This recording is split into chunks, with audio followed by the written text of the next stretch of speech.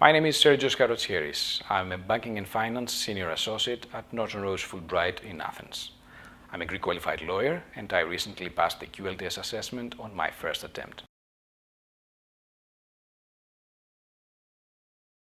Well, I studied law at the University of Athens. I then completed my first master's degree in Greek private law at the same university.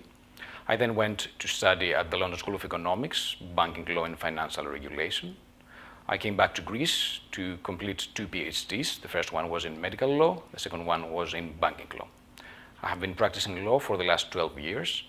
My practice focuses mainly on corporate law, capital markets and finance. Currently, I am a senior associate at Norton Rose Fulbright, where I work at the banking and finance department. Our work mainly involves corporate law, takeovers, M&As, asset finance, project finance, and a lot of financial regulatory advisory work.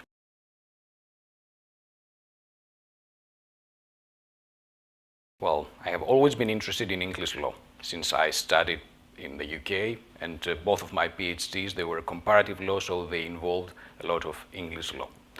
In view of the above, I already had an in-depth knowledge of certain areas of English law, such as trust law and equity. When I started working, my work revolved a lot around cross-border transactions, and this gave me a good exposure to English law. The intention to become an English qualified lawyer was growing gradually all these years. Frankly, I never wanted to be limited to a specific jurisdiction, and to be honest, in cross-border transactions, it is the dual qualified lawyers who get the whole picture.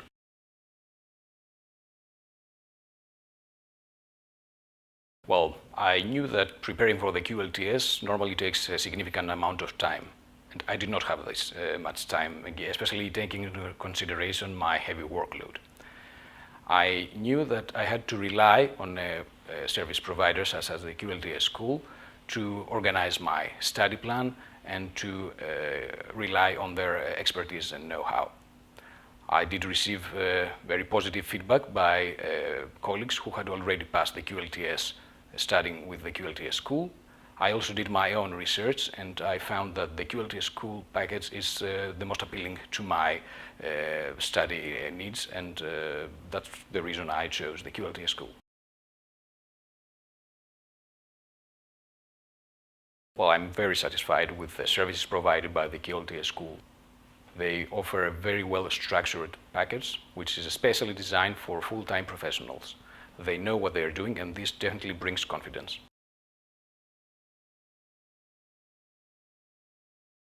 Well, as regards the MCT, the textbooks were very well written and concise. In fact, they were so well written that it made studying for the MCT quite enjoyable. The video material, which is located in the website of the QLTS School, was also very helpful.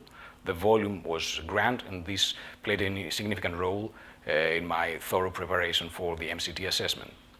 Now, as regards the OSCE, definitely the support provided by my tutor was very important an important factor in me passing the OSCE examination. My tutor managed to efficiently organize my study plan, and this was one of the elements of my success.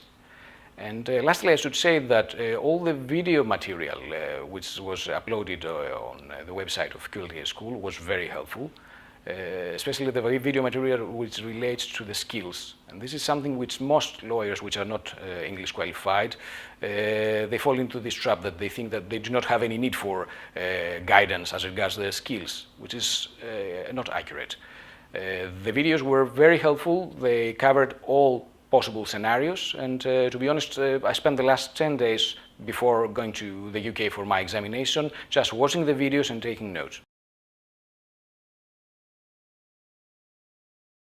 Well, I spent in total 7 months studying for both the MCT and the OSCE. It was 5 months for the MCT and 2 months for the OSCE. It's a very limited period of time compared to the average time. And if you take into account this and the fact that my workload was very heavy during the same period, I was involved in major projects, it's evident that I had to rely on a very well-disciplined study plan.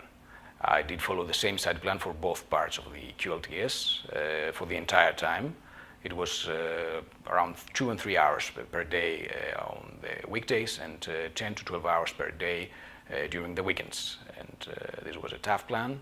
It came to the detriment of my sleep, but it eventually paid off. If I may, as a general comment, I never treated the QLTS preparation as a 100-meter sprint. It was always a marathon run. Absolutely. I had the privilege to have a fantastic team of colleagues who always supported me all the way. And especially their support during the long hours, this was what made it feasible for me to be persistent and work hard, especially when the finishing line was not visible yet. And of course, they were very happy with my success.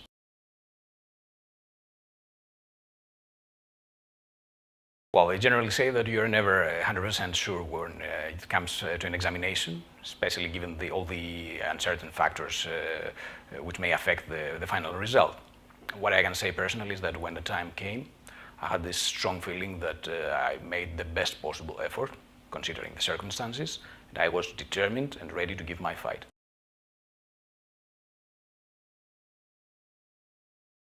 Well, I'm a senior associate at Norton Rose Fulbright. I work mainly on corporate and finance. I do a lot of transactional work, but also I advise on financial regulation.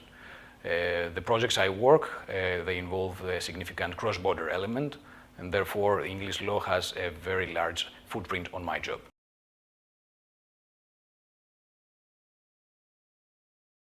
Studying for the QLTS has already paid off.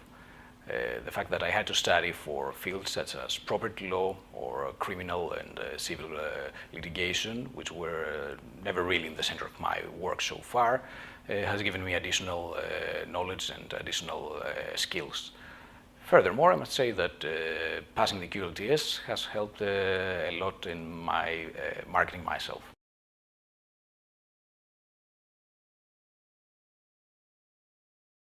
Well, considering my experience, I have to say that I think relying on a service provider such as the QLTS School is essential, especially for full-time professionals.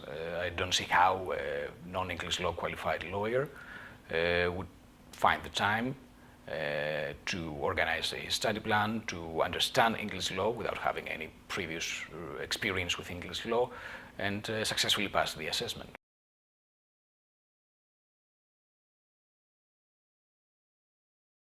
First of all, you should make a very good study plan. Time is very, very limited.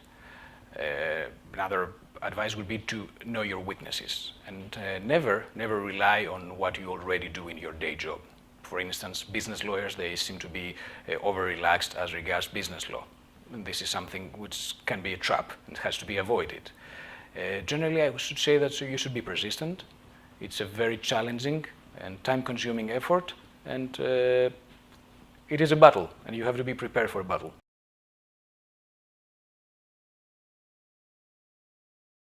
Well, anyone involved in cross-border projects would significantly benefit from being dual qualified. The dominance of English law, especially in areas such as shipping or finance, will definitely maintain for the foreseeable future. So being an English qualified lawyer will better position you in the market.